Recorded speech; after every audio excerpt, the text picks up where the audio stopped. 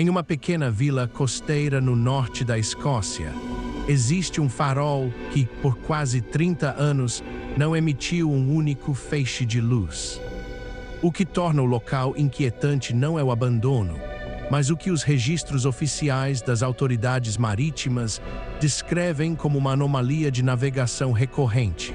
Navios que passam pela região relatam, sistematicamente, uma alteração inexplicável em seus sistemas de posicionamento por satélite, mesmo quando o céu está límpido e não há interferência eletromagnética detectada.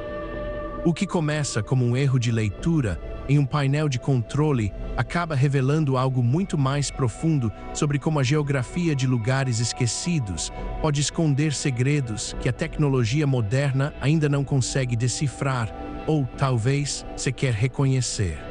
A história do farol de Eilean Mor, ou melhor, do que restou do seu isolamento, não é apenas um relato sobre falhas técnicas.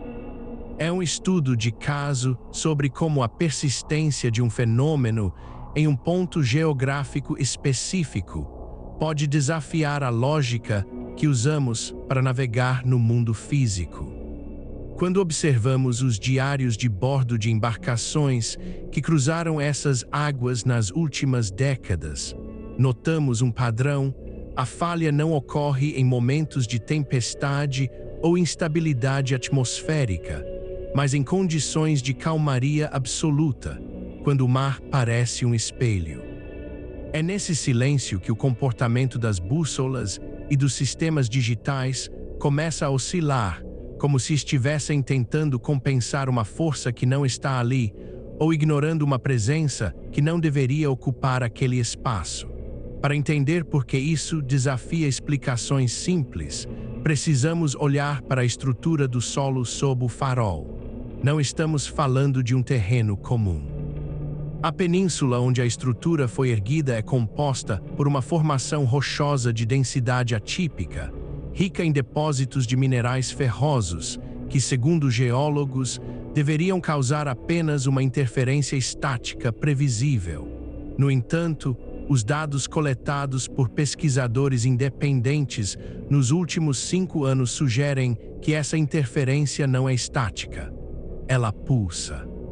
Existe um ritmo na variação magnética do local que não corresponde aos ciclos solares ou às marés.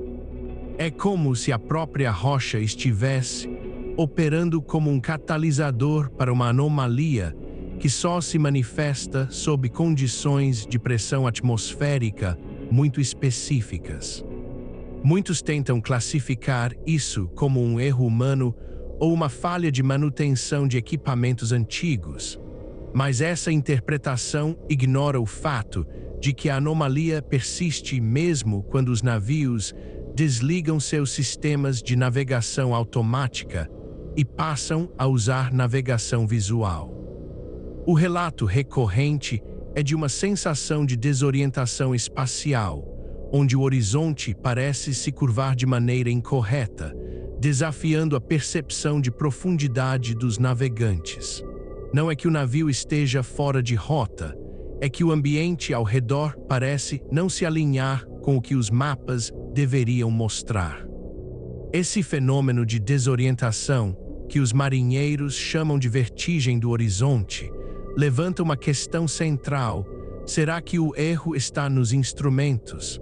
Ou existe algo no próprio ambiente que altera a forma como a luz e as ondas de rádio se propagam? Ao aprofundarmos essa investigação, encontramos um registro peculiar datado de 1994, arquivado em uma repartição portuária local. O documento detalha a perda de sinal de uma pequena balsa de carga que, por cerca de 40 minutos, desapareceu dos radares costeiros.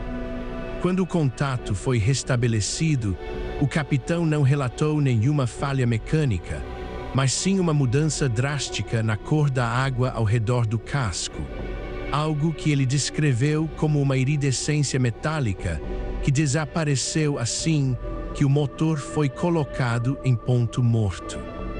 O mais intrigante é que, durante esses 40 minutos, Os relógios de bordo da embarcação sofreram um atraso de exatos 3 segundos em relação ao horário oficial transmitido via satélite. Pode parecer um detalhe insignificante, uma coincidência técnica, mas quando somamos isso a outros relatos, o padrão ganha corpo. O que estamos vendo não é um evento sobrenatural, mas uma possível interação entre forças naturais raras que ainda não compreendemos totalmente. A hipótese de um vórtice de baixa frequência, gerado pela combinação da topografia submarina com a composição mineral da costa, é uma das poucas que consegue explicar por que a anomalia é tão localizada. Se essa formação rochosa atuar como um resonador natural para ondas de rádio, ela poderia, teoricamente, criar pequenas zonas de interferência onde o tempo e o espaço de recepção de sinal sofrem microdistorções. A tensão aqui não vem do medo do desconhecido, mas da consciência de que nossa tecnologia, por mais avançada que seja, ainda é refém de variáveis físicas que mal conseguimos mapear. A cada vez que um navio cruza aquela linha invisível e seu GPS entra em colapso, somos lembrados de que existem áreas no globo onde as regras da navegação moderna encontram um limite físico intransponível. O que torna o farol de Elian um ponto de interesse não é o que ele ilumina, mas o que ele oculta ao seu redor. A estrutura em si é apenas um marcador, um lembrete físico de que, em algum momento, alguém tentou domar aquele local e falhou. Se pensarmos bem, a ideia de um lugar que rejeita a precisão dos nossos instrumentos é profundamente perturbadora porque inverte a lógica do progresso. Nós construímos máquinas para reduzir a incerteza, para tornar o mundo previsível, mapeável e dominável. Mas quando encontramos um ponto no planeta que parece operar sob um conjunto de regras próprio, que ignora a nossa calibração e distorce a nossa percepção, a nossa sensação de controle se desfaz. Não se trata de uma conspiração ou de um segredo governamental, é algo muito mais mundano e, portanto, mais assustador. A natureza, em sua forma bruta e geológica, possui mecanismos que simplesmente não se importam com a nossa necessidade de precisão. À medida que os anos passam, a erosão costeira continua a remodelar a península, alterando a forma como a rocha interage com o mar. Relatos recentes indicam que a anomalia está se tornando menos frequente, o que levanta uma nova camada de dúvida. Se a causa é a composição mineral e a topografia, por que ela está mudando? Será que o fenômeno é um sistema dinâmico que está esgotando sua fonte de energia, ou estamos apenas observando uma fase de latência? Algumas medições de campo realizadas por geofísicos sugerem que a atividade sísmica na região, embora sutil, tem modificado a pressão interna das cavidades rochosas abaixo do nível do mar, o que poderia estar alterando a ressonância magnética do local. Essa mudança de comportamento nos obriga a reconsiderar tudo o que pensávamos saber sobre pontos de anomalia. Se um lugar pode desligar sua influência sobre o ambiente, isso significa que não estamos lidando com algo estático, mas com um processo. E se é um processo, ele pode ter consequências a longo prazo que ainda não percebemos. Talvez o maior perigo de lugares como este não seja o risco imediato de um acidente de navegação, mas o fato de que eles são laboratórios naturais de algo que ainda não sabemos nomear. O silêncio que envolve o farol hoje é muito mais pesado do que o silêncio de qualquer outra ruína, porque ele é um silêncio que parece ter sido imposto pelo próprio ambiente. Olhando para os mapas marítimos atuais, o ponto onde o farol está situado aparece marcado com avisos de cautela, mas não há menção à natureza real do problema. É como se a própria burocracia tivesse decidido que é melhor tratar a anomalia como uma falha técnica genérica do que admitir que existem fenômenos físicos que desafiam a nossa compreensão atual. E talvez essa seja a resposta mais honesta que podemos ter. Às vezes, a ciência não tem uma explicação imediata, e a tentativa de forçar uma resposta pode ser mais prejudicial do que aceitar a existência de uma lacuna no nosso conhecimento. O que nos resta é a pergunta: quantos outros lugares no mundo possuem anomalias semelhantes, escondidas sob a fachada de falhas técnicas ou zonas de navegação perigosa, esperando para serem descobertas por alguém que preste atenção aos detalhes que todos os outros ignoram? A história do farol de Elian Mor termina não com uma revelação bombástica, mas com uma nota de cautela.